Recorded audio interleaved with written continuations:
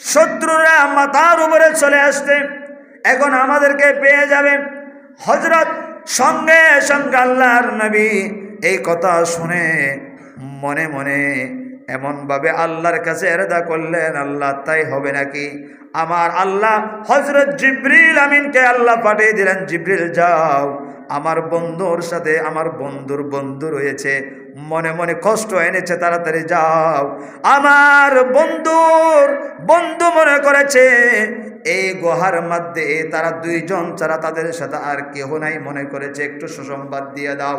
কোরআনুল কারীমের আয়াত নিয়ে আমার নবীজির কাছে হযরত জিবরিল আমিন আগমন করলেন গারে সূরের মধ্যে, এসে বললেন, আসসালাতু ওয়াসসালামু আলাইকা ইয়া রাসূলুল্লাহ, আমার আল্লাহ আপনাকে সুসংবাদ দিয়েছেন এই গুহার মধ্যে আপনি আর আপনার বন্ধু সিদ্দিক আকবর নয়, এই গুহার ভিতরে ইন্নাল্লাহা মা'ানা, আপনি এটা মনে করবেন না এখানে আপনারা দুইজন, এখানে আপনার সাথে আপনার রব, আপনার বন্ধু রয়েছে।